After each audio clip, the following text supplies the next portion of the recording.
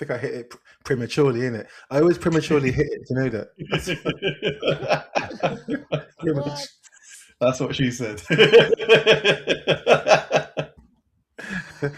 Hey, I'm a man of the people. Could have been he too. He might have said that too, mate.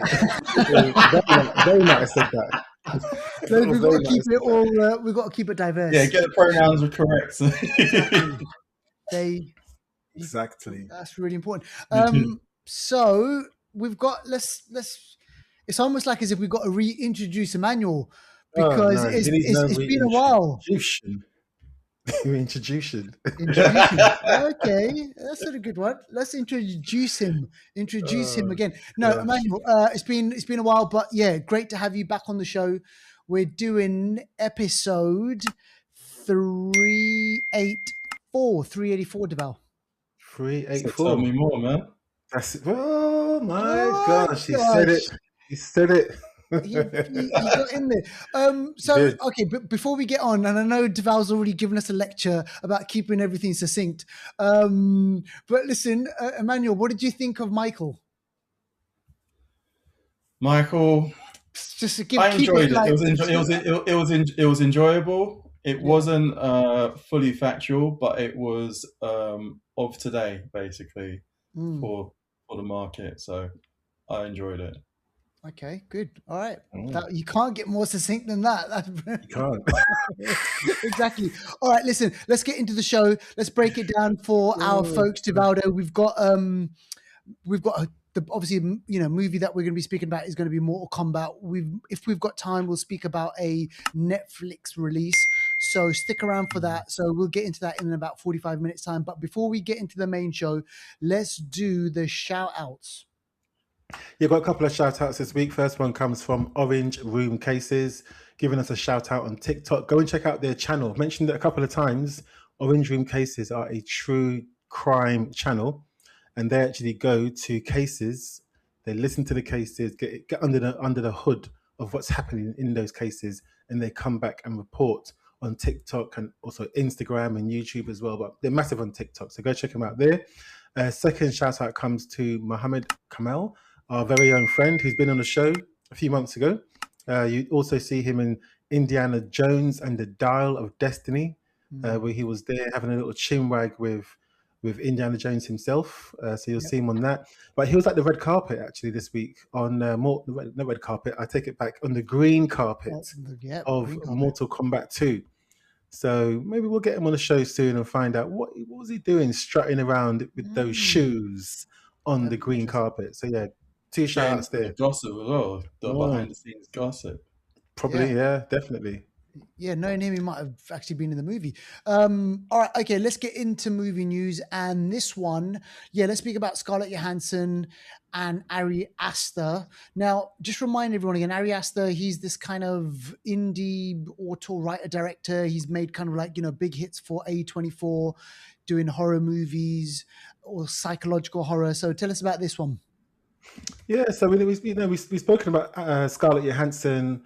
She's going to be in The Exorcist soon. That's coming out really, really soon. And so far, what we've heard is Ari Aster is going to be bringing out another film called Scapegoat, which, from the title, I mean, who knows what it's about? Is it someone being blamed for something? Something's always the fault of? I don't know. But Ari Aster has a really good track record. Hereditary, Midsommar, Beau is Afraid, Egerton. Some people a bit, torn on that. But from the good films that he's made, you know that this Scapegoat is likely to be a hit as well, I reckon, especially with Scarlett Johansson being the lead. So, yeah, this is going to come out in the next year or so, but we have to wait and see what happens. We'll give you more news when we hear more news. Defo. Let's speak about this one. So this is a big hit for Paramount. This is kind of like big movie, kind of horror sci-fi franchise, which is The Quiet Place. And when it first came out all those years ago, I remember speaking about it on this show. And we said, John Krasinski, he's knocked it out of the park with, writing and directing this movie, or even just directing. I can't remember if he wrote it. But, I mean, it was just kind of great sci-fi story about this family. They're in the middle of this alien invasion, or was it? No, sorry, it's fast forward, right? So it's set after the alien invasion, and then they're kind of maneuvering around. And then we've had, obviously, Quiet Place 2, and then we've had Day One, Quiet Place Day One, and now Duval and Emmanuel, we've got part 3, which is obvious, right? Yeah, this is, I mean, Krasinski's on a hit. If he can knock it out of the park again. The first one came out in 2018. Wow. The budget was only $17 million. $17 million. And it actually took in the box office $340 million. I don't know what X that is. Yeah, but that's crazy. Part 2 came out in 2020. Didn't do as well. Cost a bit more. Expectations are higher. So part 3 is going to follow that same sort of timeline of the family. And this is going to come out, well, it's actually started filming now as we speak, John Krasinski has said. So this is going to have his wife in it. It's going to have the kids in it as well. And we're going to have more aliens keeping quiet and trying to, basically stay alive. So Wait, does that mean more money in his bank with his wife and kids featuring in it? Well, his wife, it's not actually his kids, but it's, when I say his kids, the kids from the film, but yeah, I think he's going to be obviously directing it, producing, no doubt. Emily Blunt might join the production team as a producer. He might say, hey, come on in, let her in. And she might have, a bit more creative control. Who knows? Yeah, and with the whole Paramount and Warner Brothers deal going on, apparently there was something out in the news somewhere saying that they promise that they're going to make at least about 30 films a year. So people, like a minimum of 30 movies a year. And that's massive. That's a massive slate, man. 30 movies a year. So if you're combining Warner Brothers, say 15 and 15 or whatever it is, whatever they're going to do. So combined, the Warner Brothers stuff and the Paramount stuff, get it together. They want to do about 30 movies. But apparently people are still upset about the whole thing. So yeah, watch this space. Talking about movie studios. So apparently there's a bit of a bidding war going on about this movie. So tell us about Christopher McQuarrie. Where might we know that name, Duval? Mission Impossible. He's done really well with Mission Impossible. I know, that's what I was thinking. Mission Impossible. And this is a bit of a gaming, kind of a bit of a gaming episode. Before we went on here, Emmanuel spoke about how he played Warcraft. I don't know if he was a Battlefield gamer player. Emmanuel, did you play Battlefield, Call of Duty, and stuff like that? Yeah, Call of Duty, yes. Call of Duty. Yeah, not Battlefield, no? No. My brother was on Battlefield. My brother... he's the real gamer then. The real gamers are Battlefield. He's the real gamer. Yeah. Battlefield is a bit like Call of Duty, but it's a bit more open world, a bit more... The landscape is bigger and a bit more tactical as well, and more teams are involved. And Battlefield is the thing that these film studios are sort of bidding for at the moment. We're hearing all the major film studios that you can think of are trying to bid for this film, this IP, and they want Michael B. Jordan to be the star of this movie. So this is something that's happening at the moment. We'll know for sure when and who wins the bid. Is it Paramount? Is it going to be Disney? Is it whoever's going to be Sony? But I think whoever gets the IP for this one, and I reckon if this happens, we'll also see a similar sort of battle happening with Call of Duty. And I reckon both films will have to be made. So that'd be I mean, that is massive IP. Like Call of Duty, both of them, Battlefield and... Who's got the IP for Halo then at the moment? I would think is that Michael? Yeah, I think so. Either them or Microsoft, is it? Or I mean, I know the Halo TV show came out on. Was it Paramount before? Paramount, or was it? It's on Amazon now. I think it's on Amazon. Amazon now, is it? I know it was on Paramount ages ago. So I'm not sure. I'm actually sure, Emmanuel. But yeah, good question. Did that go on for more than one season, or was it just a 1 hour? 2 seasons, and then that was 2 seasons. Stopped it. Yeah. Okay. All right. Interesting. Now let's finish up our movie news with this one. Now we've all seen The Housemaid. So these are based off of really, really popular novels. And obviously, when The Housemaid ended, people were like, "Shit," because the way that movie ends, you still kind of have one of the main characters. What is it? She goes into another house and she's there again. So what's happening? Are we going to get a continuation of the story? Yeah. So Frida McFadden, her next book, The Divorce, is getting adapted into a movie after the success of The Housemaid. Now, with The Housemaid, I went and saw it, and it was one that I didn't really know anything about it, but I liked the twist, and I kept on recommending it to like every friend I knew, because it was just like under the radar, but it was such a good story. And like you said, at the end of the movie, I think there's supposed to be a second book that follows on, but from what I know, the second book isn't, well, from readers that I know, the second book isn't as good as the first one. Okay. But with this news, it brought to mind a discussion that is this Hollywood maybe missing a trick? Because I did a quick deep dive, because they're basically like, she's the author, and this is getting adapted into a movie before, like at the same time. So the movie and the book will come out soon after one another. So I was like, how many other authors how many other movies have basically come out the same way? And then I found out that World War Z was one, and The Martian was another, and The Hate You Give, and Red, White, and Royal Blue. These are all books that basically followed they grossed massively in the box office, and they basically came out at the same time as the book, or they were adapted before the actual book was released. So interesting. That reminds me. If you want to hear the numbers, it's just crazy. Like, that reminds me of Game of Thrones. When they started making Game of Thrones, they didn't even, the writer of Game of Thrones, he hadn't even written the last book, and they were like, okay, well, we're gonna take the story in this direction. We don't know what you're gonna write. And even now, I still don't even think he's finished it. No. Yeah. People are on him to finish it, but so that's a whole other situation there. Man. That's interesting. That's interesting facts. I'm pretty sure, Emmanuel, there's probably more other books on the list that probably have the same situation, I reckon. But I think it's also money talks. Like probably about a dozen books that's actually gone the same way. But when a film comes out and it's so successful and the money talks, they have to bring out a sequel quick while people are still interested. While it's still fresh. Yeah. All right, well, go check it out. If you haven't seen The Housemaid, go back maybe a couple of months. The fellas, they reviewed it on this show. All right, let's get on to new one streaming now. Listen, I'm so glad.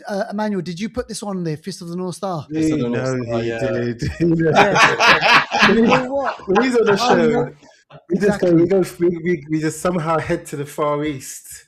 Exactly. You need to watch Exit 8. Watch Exit 8 if you can at some point. We should have had you on the show for that one. That was our bad.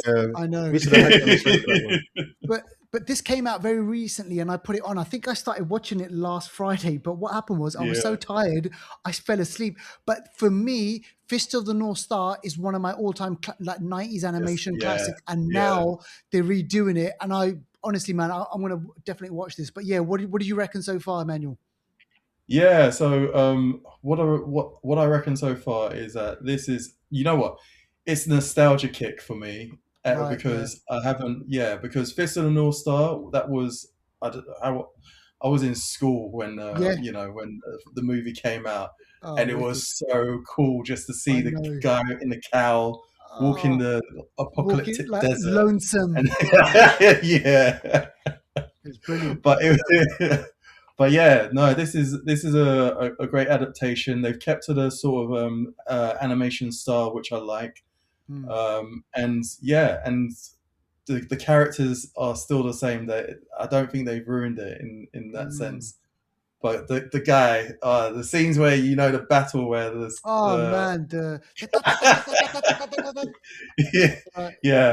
So with the title as well, the translation in the title. Was it Hokotu no Ken? Basically, it's the star. The wounds that he's got in his chest. They basically connect to the Big Dipper. If you remember Fist of the North Star. Wow. Yeah. Is that why? Oh. Yeah. Check Okay. it out. All Yeah. right. Yeah, and so and this is on. I actually haven't seen it, so that's why I'm so quiet here. I shouldn't be admitting it. I know of it, but I just haven't watched it. I'm going to watch it now. That original, but even if Watch you the don't watch original. this one, that original one is just all-time classic, man. It's just So this one's not the great. original. This is like an updated This is a version. reboot or whatever. This is 2026, yeah. Oh no, okay. 2026 So version. I watched the original. Yeah, okay, yeah. I watched the watch the original original. first. Yeah. And that's like a movie length, so it's like about an hour and 20 minutes or something, or whatever it was. All right, okay. Keeping it with Netflix, let's speak about this. So this is Stranger Things: Tales from '85, and this is a animation. So tell us a bit more about this, because I think our listeners might not be aware that we're still getting more Stranger Things. Yeah, because you guys mentioned it on a previous episode about Stranger Things and basically an adaptation being animated, and the style of it, it's not one for me. I'm not gonna lie. The style of this, like Stranger Things was wicked. You're right, as a motion, but in terms of animation, it didn't give me the feel of what is it, Marvel's what's the one where they tell it what if? Yeah. Okay. Yeah, I feel like the animation style falls below that style, the style of what they did. So to me, it's a bit too couple notches below that style. Gotcha. So it's not quite adult like. It's more like a children's show of Stranger Things. And is it the same characters from the main TV show? Is it the same lot? No, not all of the characters. No, not all of the characters from are on the animation or play the voice in this animated one. So that's interesting as well. So was it Elle? Her voice isn't in this. So it's not. Yeah, you're right. It's not the original actors; they're played by other people. But the characters are in it, though, isn't it? That's what. Yeah, the characters are in it. Yeah. But I think. Oh, so the characters in it, but not the voice actors. Yeah. Yeah. If the voice, you know what? If it's if the entire cast is voice actors, there's a couple of them that sound exactly like the actual actors. Yeah, that's good. Yeah, it's similar to What If, isn't it? What If does a similar thing as well. Like the voices are not always portrayed by the original live action people. Yeah, because I know Thor. They brought Chris Hemsworth in for Thor, but they didn't do it for Iron Man. It wasn't Robert Downey Jr. Cost too much, probably. The dollars on that one. All right, okay. Next up on Netflix is Worst Ex Ever Season 2. I didn't even see Season 1, so tell me about Season 2. This is a really good series, actually, on Netflix, and this is about basically exes. I think we spoke about Season 1 a while ago, but Season 2 picks up. I think the first episode is about a person called Wade Wilson. Wade Wilson. If anyone Googles Wade Wilson, they call him the Deadpool killer because he's got the same name as Deadpool, but obviously he's nothing to do with it. But this is in America, in Florida, I believe it is. If you Google Wade Wilson killer, he's a guy with tattoos all over his face. He even had a swastika tattoo in his face, like the Nazi symbol. You can't miss out that one. I did see Worst Ex Ever. Sorry, no, I remember. Yeah, I did see the first season. Yeah, it was basically, good. He's been, I don't want to spoil it too much, but he is literally of all the exes that you've seen in this series, he's probably the worst. The worst one. And I'm not going to say what he'd done because it will spoil it for you, but he's done the worst thing. Yeah, he's done the worst things. And this literally goes through his exes are talking in the show about what he was like. No, as in a relationship, it always starts off great. He didn't have the tattoos on his face to begin with. He had lots of tattoos, but not on his face. And so this is worth a watch for sure. If you're on dating apps, though, this might put you off because a lot of these relationships start on dating apps. But I'm glad you mentioned. I'm glad you mentioned about the tattoos because I just googled his name, And I was like, who the fuck dated this guy? Because if you look at his face, it looks like some kid doodled on his face. And no, serious. But a lot of women say that because without the tattoos, he was like, they said he was very good looking, very charismatic. Like he was 6'5". He is what a lot of women would go for. Like tall, dark, and handsome. He's literally that with tattoos and the bad boy look. So he got a lot of girls. Yeah.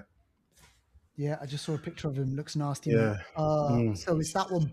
I thought it was a reality TV show that you were talking about, but it's that. Yeah, this is well, it's reality, but a different kind of reality. All right, okay. Go check those out. Remember, folks, you can get in touch with us on Instagram, on YouTube, on TikTok, on Facebook, the whole shebang. Get in touch with us at the Flixters. Keep the conversation going after this episode ends, and we'll be there on the other line. All right, okay, let's do trailers. Now we've got a couple of decent trailers that we want to speak about. These are all upcoming big movies, big franchises. The first one that we're going to speak about is The Odyssey, and this is Christopher Nolan's Odyssey. So you know Christopher Nolan. He's made, like, obviously classic film director, you know, Inception, Interstellar, the Batman trilogy. And he's back now with Matt Damon playing Odysseus. So this is kind of like an historical epic, Greek epic, based on the Iliad, Homer's Iliad, and about this Trojan journey, you know, winning the Trojan War and then coming back. So it's a lot of kind of brooding. I noticed in the trailers, a lot of brooding. And one of the things I thought this is an interesting way of making the movie. He's made them do American accents. Yeah, a lot of people are not happy about that. A lot of people are not. What? Why is two British actors? So we've got Spider-Man and then we've got Batman. They're doing American accents. Like, I don't know. He's probably got the instructions from Trump. Keep America great. I know. It was just like, look, don't get me wrong. All the actors are going to be great in this. I mean, Deval, just mention quickly who's in this movie. Everybody. So we got Matt Damon, Tom Holland, Anne Hathaway, Robert Pattinson, Lupita Nyong'o, Zendaya, Charlize Theron, Logan Marshall Green, Mia Goth, Sean Bernthal, Elliot Page, everybody. John Leguizamo, James Remar, Himesh Patel.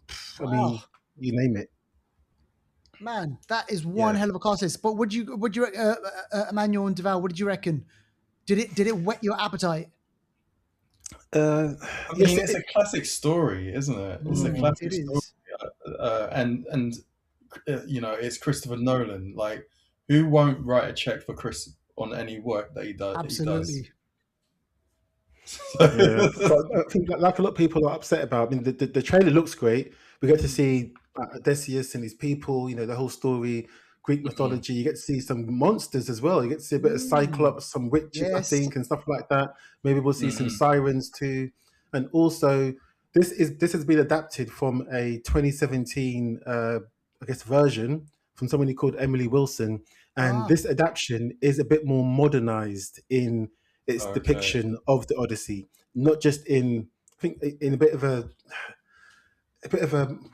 modernization. Let me not try and be too specific. It's just modernized it, which I think is the reason why the dialect is American accent. That might have something to do with it.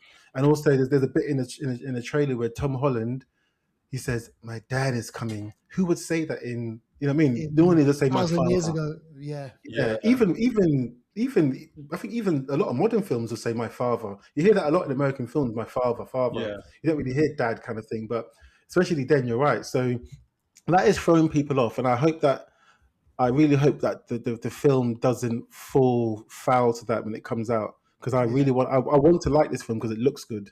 So, but you'll see. Also, we got a couple of friends in this film. Andre Leonard. He's going to come and talk. He's going to come and talk on the show after it comes out. And another person I know called Francis. He's also in the film as well. Wicked. And so they'll both come on a podcast and talk about their experiences. But yeah, hopefully it does well. Brilliant. And the next one, this one, I really enjoy this trailer because obviously the Evil Dead franchise, you know, obviously we've got Sam Raimi. He's got a certain style. Whenever Sam Raimi is making a movie, he has this kind of horror comedy style but this one just feels full on, just nasty. And the kills in this one, I'm just like, whoa, what is going on? So yeah, I'm looking forward to it. Yeah, this looks sick. If anyone hasn't seen the trailer, go watch it now. I'll just describe a couple of quick bits from the trailer. You get somebody with, is it a pitchfork? There's some sort of pitchfork or some sort of farming device, equipment in their face, and they're sticking through their mouth, out their face, and they're in this person is evil deaded, if I can say. You know when they're evil deaded? It's a deadite. Yeah, deadite. That's the word. And they're just pulling this tool out their face in front of the family, and it's mad. This film does look like it's going to carry on with the Sam Raimi flavor, but this is directed by someone called Sebastian Vaniček. Okay, so and he's Eastern European director. It's going to bring his flavor into the film as well. But also, you'll notice a lot of Evil Dead films. Look at the environment. Look at the mise en scène. Yeah, you'll notice like everything's dull. The doors, the walls, all look just eroded and decayed. You just get that instantly with this. So yeah, man, I'm looking forward to this. Yeah, in the in the previous one, Evil Dead Rise, did they had the book, didn't they? Did they have the book in that one? I can't even remember now. I think because something happened in a cabin in the woods, and then that brought it to the city. Yeah, yes, I can't remember. Yeah. Maybe you're right. And in this one, you do see the necro. Don't say it because just don't say it. Necro something. Let's not. Speak those things into existence. Exactly. Okay. So it's definitely, you see something in the trailer. They're reading from something. Let's put it that way. So but go check it out, folks. It's a great trailer. Looking forward to that one. All right, let's do anniversary corner. So we've plucked a movie, so we've got this movie from 10 years ago, 2016. And they thought, hang on a second, this is a big game franchise. Let's make it into a Hollywood movie. Let's throw millions and millions of dollars into it. Let's get great CGI, great actors, and hopefully this is going to kind of turn it into a big franchise. Unfortunately, I don't think that happened. And but still, that doesn't take away from the fact that it's a great game, and it's got a great gaming heritage. This is Warcraft from 10 years ago. Yeah, this used to be a game, isn't it, Emmanuel? Yeah. It's along with StarCraft, Age of Empires, those kind of games, man. So, as someone who played this game, did this film meet your expectations, or how did you feel about the film when it came out? It didn't meet my expectations. I think I got a different view of it, basically. I thought it was going to be one way, but it turned out to be another. That's a song. Using it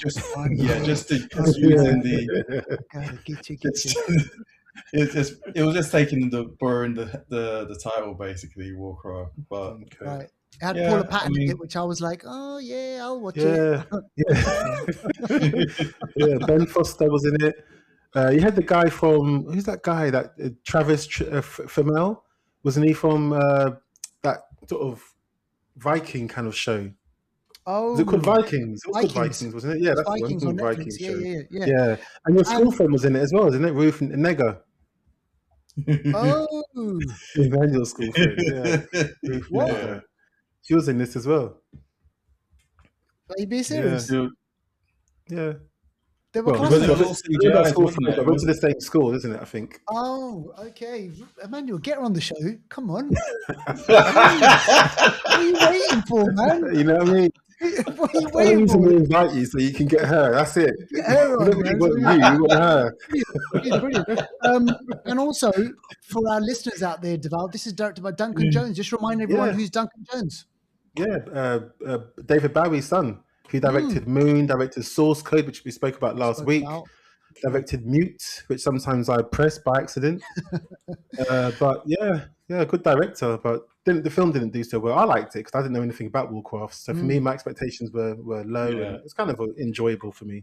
Yeah. Interesting. All right, and then look, that leads us nicely into the main movie. And listen, look, listener, if you're thinking there's no guesses in this, the reason why we're speaking about Warcraft is because it links in nicely with the big main movie this week, which is Mortal Kombat 2. So I went into this movie and I was thinking, I can't remember exactly what happened in part 1. Because you didn't watch it recently? Oh, you didn't watch it? How many years ago? But it came out years ago. I watched it recently, like 2 weeks ago on Amazon. It's fresh in your head. Just had to refresh it. All right. Okay. So give us a bit of a recap and let us know where we are from that one to this one. Who are we seeing in the movie, and why are they there? Well, the Nether Realm has come to Earth Realm to look for champions. No, I'm joking. So, so the game Mortal Kombat's about the sort of Earth Realm protecting itself from people that come from, I think, the Nether Realm, I think it's called. Basically, there's a combat that happens between the different realms, and the person that wins that combat basically takes over everything, basically, as you do. But in part 1, they were looking for basically people to represent Earth. They had Sonya Blade, they had Jax already, I think he was already there, and a couple of others, and they needed some more people. And that's when they came to Scorpion's descendant, the guy, I can't remember his name, but his powers is basically his top half of his body come like metal, and he gets these knives. So a lot of the film was about him finding himself, and for them to try and basically, team up to try and protect Earth against Shao Kahn and all those people, all the baddies kind of thing. So that's where part 1 was in 2021. And another main star in that was Scorpion, who descended from hundreds of years ago, actually, and then Sub-Zero, who had a sort of a personal fight between themselves. So the film ended with a massive fight between Sub-Zero, Scorpion, and that was quite good. And then obviously now with part 2, we get into it where the tournament still hasn't started. Remember, part 1, the tournament was going to start. Leading up to it. Yeah, but it didn't actually start. So in part 2, we get the start of this tournament where they're going to defend Earth against the Nether Realm. So, all right. So here we are now, Mortal Kombat 2. And it brings, like you just mentioned, it brought back some of those characters, Sonya Blade. And I was like, oh, shit, yeah. She was from there, from the first one. We've got the... I don't know why, like Hollywood, whenever there's they need a Japanese actor, they always go, like, seriously, this guy, I mean, he's in everything related. Exactly. He's just, this guy. That's not Ken Montana, but that's not him. No, someone else. No, but he's one. Oh, he's okay. one. Oh, yeah, of course. Yeah. And then this, like, he was in, I remember he was in the Logan movie. He was in, obviously, Shogun. He's in that, and he's been in, like, he's won Emmy Awards and all this sort of stuff. So when he's in this, I was like, yeah, this is, I'm looking forward to it because he's in it. And then Raiden, now he wasn't in the first one, was he? The actor who played Raiden in this? Yeah. Was it the same one? Oh, Jesus. Okay. Yeah. Oh my God. I watched it's been 5 years though. It has been 5 years. I know. And I watched the 10 o'clock showing last night. And so I was, man, I'll tell you one thing. I'm going to be totally honest. I was tired. No, I didn't fall asleep, but there was bits in the movie where I was like, I was struggling.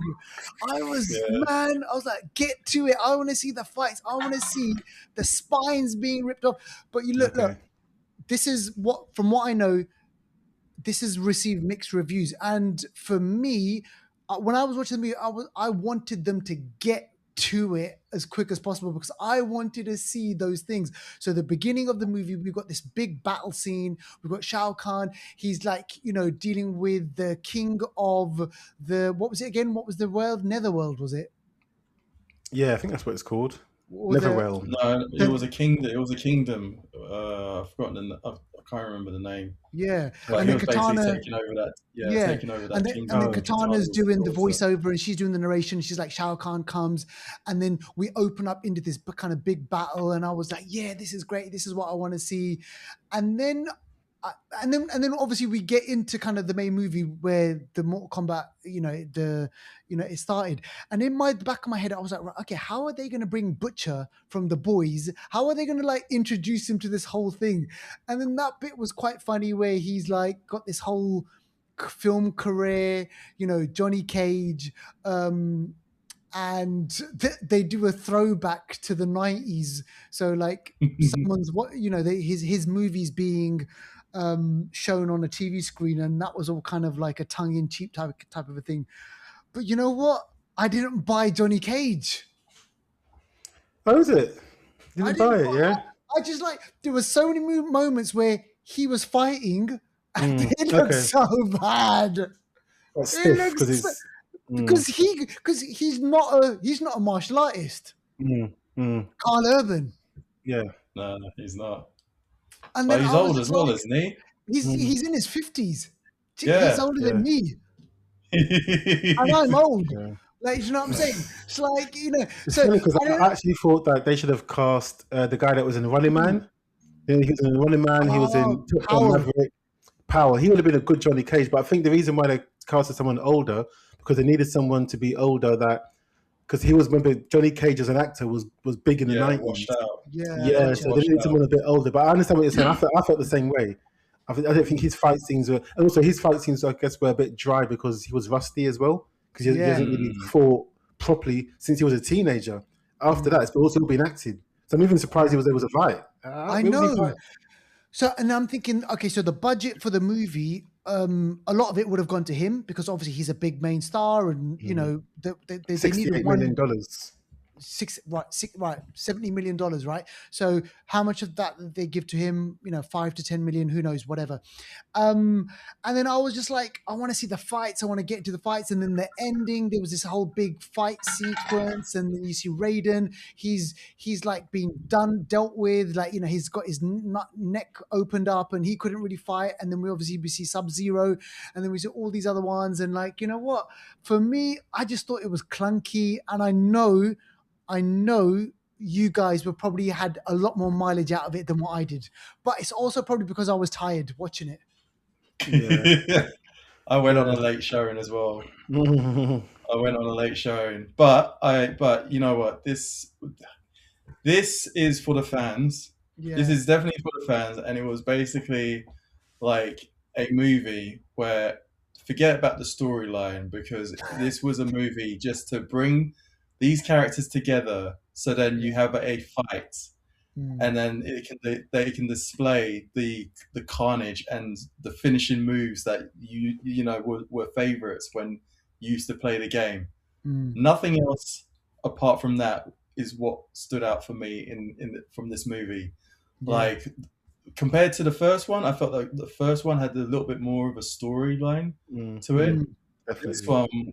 This one was just get them together, put them in the situation where they go head to head against each other. But the one thing I feel like I have to say is Raiden. What's going on with Raiden? Yeah, because losing 9 games and then leaving it to the last one. Like, you're a failure. I know. This guy has been losing champions for day dot. And like, what's going on? And then what the one thing, I don't know if you picked up on this, maybe it was just me, and if I'm thinking about this stuff, then you know what, it's all game over. But Hiroyuki Sanada, who's like Scorpion, I was like, please say it, please, like, he's gonna say it, and he does say it. Get over here. Get over here. But why did they dub it into American? Because that's how it's said in the game. Right, so the game's voice of Scorpion sounds exact. I think that is the game. Yeah, that is the game. So yeah. But because it still had the throwback to the whole 90s as well. Yeah, like, you see like the color when it was they're doing their moves and whatnot. So that's what I was just going to say. I kind of agree with what Emmanuel was saying, that I think the film, again, not much story, but I think the film is all about fighting. It's all about bringing it back to where Mortal Kombat was. And I did appreciate the fact we got a lot more fighting in this film, a lot more fighting, more than people. Yeah, like literally, it's almost like you put the coin in yourself, and okay, you're going to have a fight between Jax and Jade or whoever it might be. And I don't know if you noticed this, but before each fight started, the frame kind of changed until it kind of resembled a computer game, like an arcade. The frame went to it, and then it will go back into the film, almost like you're going to fight as a. That happens in the game. There was the dome before the fight as well. There was like those things that were in the sky. That's in the game. Egg timer thing. Yeah, that's in the game as well. To I think to signify how many rounds it's been or something like that. And I think there's a lot more to come. I think there's certain actors have signed up to like 3-4 sequels. So I wonder if Carl Urban's going to like do the next one. He might do. I mean, he totally might do. Even Bing Han, the guy that plays the guy with the metal body. I can't remember the actor's name, but he's signed on to 4 sequels. But he just died. Wow. And the way he died, I was like, is this for real? The man had his head. I was like, oh shit, he's dead. I know. No, and then bringing people back like anything. You know what I mean? Exactly. And then Kung Lao, he turned into the fire god thing, and which happens in the game. Which happens in the game. Yeah. And then at the end of the movie, they're like, okay, let's go get him back. Yeah, which I think we're gonna get Bin Han back, and I think for me, the person that maybe stole the show a bit was Kano. Anytime Kano was in the scene, it was funny. Yeah. And it's funny, he's Australian, and Carl Urban's actually Australian. Exactly. I know. And there's a couple of moments where I think they really played to the fans, like when Carl Urban said, to raid him, he was supposed to be Big Trouble in Little China. Yeah, I love that. A play from the creators of Mortal Kombat actually took Raiden, Big Trouble from Big Trouble in Little China. Yeah. Yes. That was taken from the film, because the film came out in 1980 something. Mortal Kombat came out after, so they did take that from the film. So that's true. He was Big Trouble in Little China. He wasn't there. They also mimicked the stance as well. You know, when he fired the laser from his eyes, it was like the game. Yeah, exactly. Yeah. So. Kano was actually funny. There was one line. Who was the the necromancer? Yeah, I remember his name, but he's in the game. Yeah, because I've got the game, the most recent game, and a lot of these characters are there, and they look so similar to what we saw in the film. And it was like, he said, Kano said, I can't remember what line it was, but he said something funny about him as well. Like Harry, I can't remember. Did you mention Harry Potter? Was there another film, another film reference? Yeah. He said something which I thought it was funny. He called him Pennywise as well. Pennywise. That was it. Yes, it was Pennywise. Quan Chi, his name. I think his name's Quan Chi. Yeah. So that was funny. So I mean, look, like you guys, I think for me, I was like, I was probably more focused on the clunky bits rather than just thinking, screw that. I haven't come here for the storyline. I'm here for the martial arts. Yeah, we got action. I don't think we got to finish him though. We never got to finish him. I don't remember the finish. I'm surprised about. Katana. Katana was that Katana's one when she beat the boss at the end. Was that her finisher? What? I don't know. She used the fans to.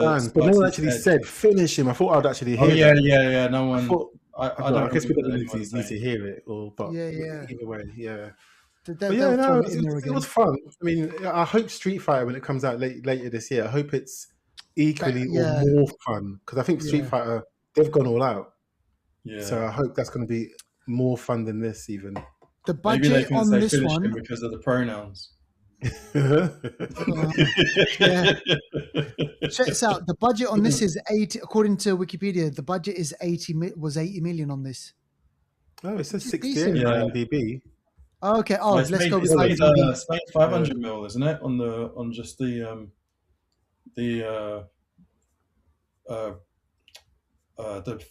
first release or something. It's been made 500 million. Is it? I'm not sure. I don't know. That's a lot, though. That's a lot. But no, the first one came out during sort of 2021, and it came out on HBO Max. I think it didn't really come out in the cinema, so I don't know if that could have happened. Maybe. Oh, was that because we was in lockdown? Yeah. So that one had a bit of a smaller release. Yeah, I think so. And this was filmed in Australia, so. Yeah, saving there. All right, okay. So that's Mortal Kombat. Go out and go check it out. You know, go for obviously the fighting and everything, and don't worry about the storyline, and I guess you'll get what you there want is no story. out of that one. Yeah. All right, let's do this. Have we got time? Are we doing this next one? Yeah, brilliant. Okay, so talking about Australia, this is a movie which is set in Australia, filmed in Australia. Again. And this came out maybe about a couple of weeks ago, maybe 2 or 3 weeks ago. I remember I watched it the weekend that it came out. I thought, oh, let me check this out because I saw the trailer and I was really interested in this kind of seeing Taron Egerton.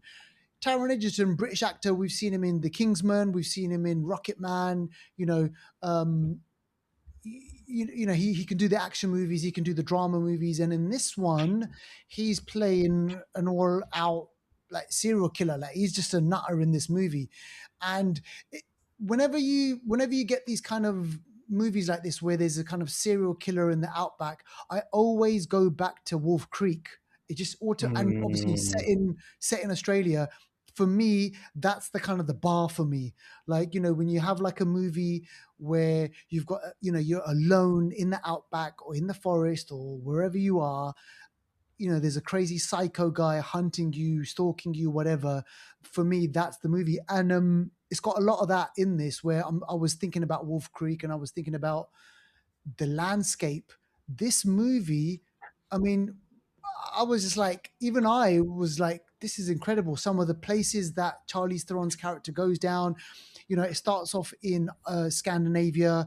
She's married to Eric Bana, who's Australian, and there's a tragedy that happens. And then a year later or 6 months later, she wants to, I think she wants to go to his hometown in Australia to kind of pay homage, or is it like the Ashes? Does she want to do the Ashes or something? I can't even remember. Yeah, now. I think she wants to find herself, isn't it, and go back to her. I guess her passion of I guess her good times. Yeah, probably. Yeah, she's still in mourning, and then obviously she wants to do this trail. She wants to go into this national park, and it kind of starts off with, all right, where is this going? She's a lone traveler, so that obviously always sets up a lone traveler, a female lone traveler. You got all these kind of weird people like, hey, good day, like, you don't want that, love, like, you got that kind of type of thing. And then you get this kind of Taron Egerton's character who seemingly seems like, oh, he's fine. He's, there's nothing kind of out of the ordinary with him. But then as the movie progresses and we see kind of her getting deeper and deeper into the forest and away from civilization, she's just out in nature with the animals and everything. That's when the real horror kind of begins. And what I wanted to see was him as the hunter. That was kind of for me. Charlize Theron, we've seen her do action movies before.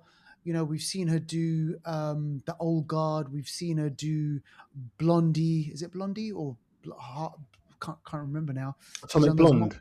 Atomic Blonde and stuff like that. So she can do the physical activity, right? We know that. She trained extensively for this film with professional mountain climbers to make sure that she could do some of her own stunts. Yeah, and it shows.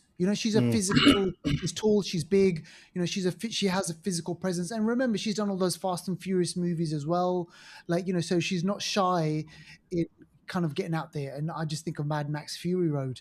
That was a massive physical performance as well. So it's not up there with me for Wolf Creek. I'm not going to say it's like, a classic movie, but it was great to see Taron Egerton do, that craziness. And he is really, really weird and creepy in the movie. It's just like, he's got this face, shaved head, and he does, I don't know. It was really, really kind of menacing at one point in the movie. But as the movie progressed, I was like, I don't know, maybe I kind of dropped off for a little bit for me at some point. I liked the whole thing about him and the serial killer thing, people going missing in the forest, and you see this nasty thing that he's doing. He's kind of what he's doing to the bodies. I don't want to give it, things away. But I mean, What was your take on it? What did you reckon? Similar. I mean, I didn't. I enjoyed it for, I think, the most part. I enjoyed the chase part of it more. I'm not going to go retracking what you mentioned, but I enjoyed it where the chase was happening. Once the chase element for me stopped, I think it wasn't as enjoyable. Yeah. So it kind of took away the thrill of the movie. And I wondered a bit, how does he know where she is? How did he somehow knew where she was? Like, I just don't know how he knew. How he could Because have known. he told At her the to go. beginning. Remember, when he met her in the At the car, beginning. he said, "Oh, Yeah. don't go that way. Go Not this just way." that. I'm talking about once the chase started, like she might fall in the water, she might get swept down the river, and she'll end up somewhere, and he'll just be where she is. was Like, there. how there was no like, oh, he put a tracker in her bag or something. We don't know that, but it was You a didn't bit grab the too soil and easy. you know, Yeah. Oh my looking gosh. like, you know what I mean? Like, that's a tracker's. Do you The know? bends in the trees and the branches. Yeah, or the broken twig or something. You know. Oh my gosh. But it was enjoyable. I'll say 60% of the time. 40% for me, I think it lost it once the 100% chase agreed. element kind of stopped and they were together, and it just got a bit like, you know. But and I also wanted, again, I don't want to spoil it, but for the things that he's done, which he's done some really bad things for looks like a long time. Yeah. I think so people like that need to suffer. That's all I can say. They need to suffer, and quick ending to those people are not good enough. Yeah. What I was thinking was, maybe Emmanuel, you might have thought exactly the same. I thought that then it was going to be a role reversal, that then she was going to start to hunt him, and then you know the tables were kind of a bit, you know, turn, and that might have made it a bit more interesting. It's like, oh, the hunter now becomes the prey type of a thing like that. Yeah. And, you know, she's going to do it. But yeah, Emmanuel, what did you reckon? Yeah, you know what? At the beginning of the opening scene, I found her a bit annoying, to be honest. Because her husband. He was like, no, we should go, because I see something. Yeah. She was like, hey, like, you know, you're turning out to be a bit of a pussy as you get older. Yeah, no chill. I was like, what's the age gap between the two of them, man? Because like she's carrying on like she's bossy, and that's how a lot of films portray people now. You can't tell anyone anything. It's like, I don't know. And he was right. Like, stop, because things are bad, conditions are bad. Yeah. That got him killed. That got him killed. Now what? Yeah. I know. It's true. So that whole kind of thing in the morning. Yeah, but go on, carry on. Sorry, Emmanuel, to cut you off. Yeah, and then when she met when she met him at the petrol station, I get what you're talking about, and I feel like in the styling of Taron, Taron, he I got a sense of like Split, James McAvoy, character, like Split, stylized. Yeah, that's what I got from him. But it wasn't the best of like like you're saying, but the tracker sort of vibe and whatnot. And yeah, it's okay, but I think between the two, I think Mortal Kombat out of the two. Oh man, just because it gave me straight up what you know. You don't. Yeah, it's full of fans. It didn't mess around really. It was just went straight to it. Whereas definitely the movie of the week for me is going to be Mortal Kombat. Apex, I was just hoping that there was maybe a bit more bite in it and a bit more kind of, you know, maybe like Deval was saying, like he gets his comeuppance, and in the end it was like they stuck together, like you know. I think the title. I think it's the title. You know, I think like the Apex Predator sort of thing, but it's like you're saying, it would have been more interesting if Apex Predator then became the prey. Yeah. You know? Yeah. So I guess, I mean, I know what the movie of the week is, right? Mortal Kombat. Get over here. Yeah. So listen, look, that wraps up this episode. what are we looking forward to over the next coming weeks and months? So we've obviously seen the trailer for The Odyssey because that's coming up soon. I know June's going to be good as well, I think. Yeah, we've got a long time to wait for that one though. But May is going to be quite hot. I think next week we have Zakharov on the show doing Obsession. I think it's next week. I'll double check that. But yeah, Obsession's coming out real soon. Yeah. We've got I Love Boosters coming out soon as well. We've got Star Wars, Mandalorian, Grogu. We've got Backrooms coming out in May as well. We've got In the Grey coming out in May. Yeah, I want to watch Passenger as well. I want to give that Passenger, 22nd of May, so the week after that. So, yeah, May's looking. God is God is out in May. May's going to be quite busy. So every week we should have 2 good films to talk about. I think in May. Absolutely. All right. Okay. Yeah, I guess that's it. That's all we got time for on this week's episode. Hope you enjoyed it. Remember, like, subscribe, do all that stuff, and I'll see you on the next one. All right. Peace out.